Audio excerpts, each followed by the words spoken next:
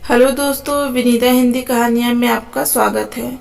आज की कहानी का नाम है प्यार में इतना दर्द किसी को ना मिले। आदित्य पढ़ने में थोड़ा एवरेज और लड़कियों के मामले में थोड़ा कच्चा था। उसकी मुलाकात 11th स्टैंडर्ड में खुशी से हुई। खुशी पढ़ने में अच्छी और अपने फ्यूचर के बारे में बहुत सोचने वाली लड़की थी। धीरे धीरे 11th खत्म होते होते वो अच्छे दोस्त बन गए थे और 12th में आदित्य ने खुशी से अपने प्यार का इजहार कर दिया, लेकिन खुशी ने इनकार करते हुए बड़े प्यार से उसे समझाया कि इससे हम दोनों की जिंदगी खराब हो जाएगी, क्योंकि हम ना ही क्लास में पढ़ाई कर पाएंगे और ना ही घर पर। आदित्य को खुशी की बात थोड़ी बुरी लगी, लेकिन फिर उसे समझ में आ गया कि खुशी सही कह रही है और उसने अपने फ्यूचर और पढ़ाई पर फोकस करना शुरू कर दिया।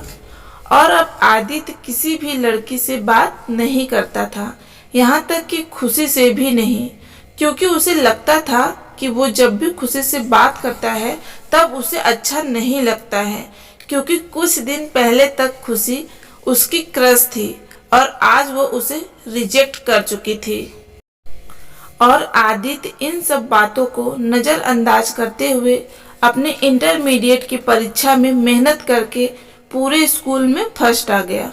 बाद में आदित्य दिल्ली के एक कॉलेज से बीटेक करने लगा और वहाँ भी वो किसी लड़की से बात नहीं करता था, क्योंकि खुशी ने उससे जो भी बातें कही थी कहीं न कहीं उसके दिल में बैठ गई थी।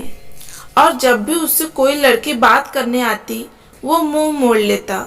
वो धीरे धीरे अपने पढ़ाई में और भी अच्छा होता गया और आखिरी में आते आते वो अपने कॉलेज में भी टॉप 10 की लिस्ट में आ गया और उसे कॉलेज में प्लेसमेंट भी मिल गई और वो जॉब करने फिर से मुंबई चला गया। मुंबई एक बहुत ही बड़ा शहर है, जहाँ एक मोहल्ले के लोग दूसरे मोहल्ले वाले को नहीं जानते हैं।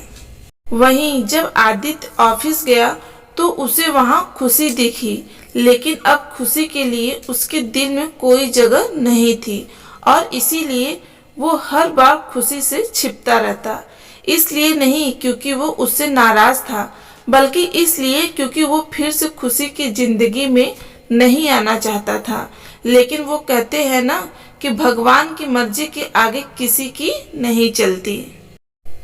एक दिन ऑफिस के कैंटीन में खुशी ने आदित्य को देख लिया और उसके पास जाकर उससे बातें करने लगी।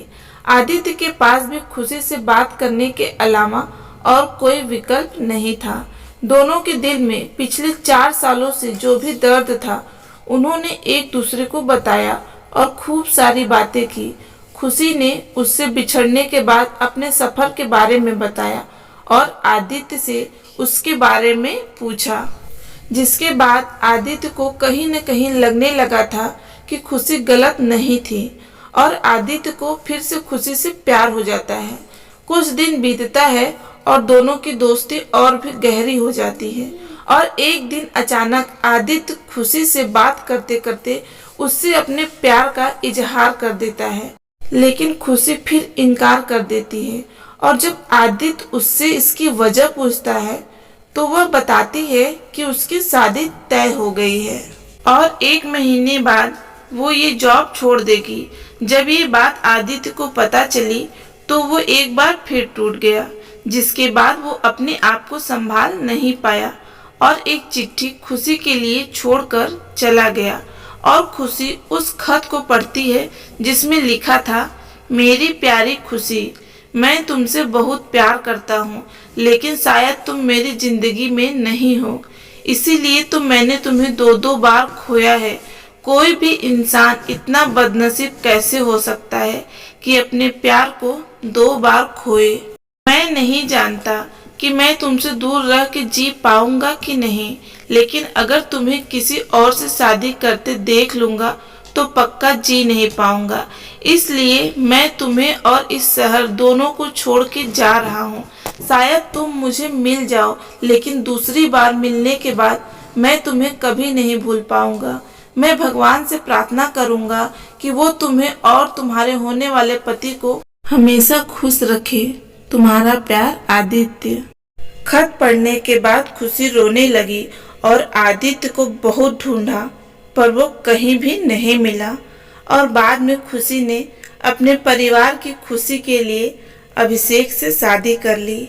लेकिन खुशी को आज भी ये बात हमेशा सताती रहती है कि आदित्य कहाँ होगा, किस हाल में होगा। यहाँ तक तो उसे ये भी नहीं पता कि आदित्य जिंदा भी है या नहीं। एक तरफ खुशी अंदर ही अंदर घुटती रहती है, लेकिन दूसरी तरफ वो एक परफेक्ट बहू, परफेक्ट पत्नी और परफेक्ट माँ भी है, जिसे उसके परिवार वाले हमेशा प्यार करते हैं और हमेशा प्यार करते रहेंगे। हमें ये तो नहीं पता कि खुशी ने 12th स्टैंडर्ड्स में या जॉब टाइम पर आदित्य को ठुकरा के गलत किया या सही, लेकिन आदित्य ने भी ये साबित कर दिया कि वो खुशी से सच्चा प्यार करता था। और इस बात का एहसास शायद अब खुशी को भी हो चुका था, और इसीलिए शायद आज तक खुशी अपने आप को माफ नहीं कर पाई है।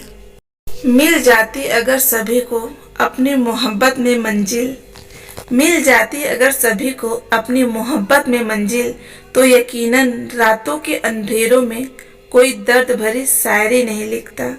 दोस्तों, आपको ये कहानी कैसी लगी कमेंट करके जरूर बताएं। अगर आपको ये कहानी जरा सा भी पसंद आई हो तो इसे आगे शेयर जरूर करें, और ऐसी ही पोस्ट पढ़ने और सुनने के लिए हमारे चैनल को सब्सक्राइब करें। धन्यवाद।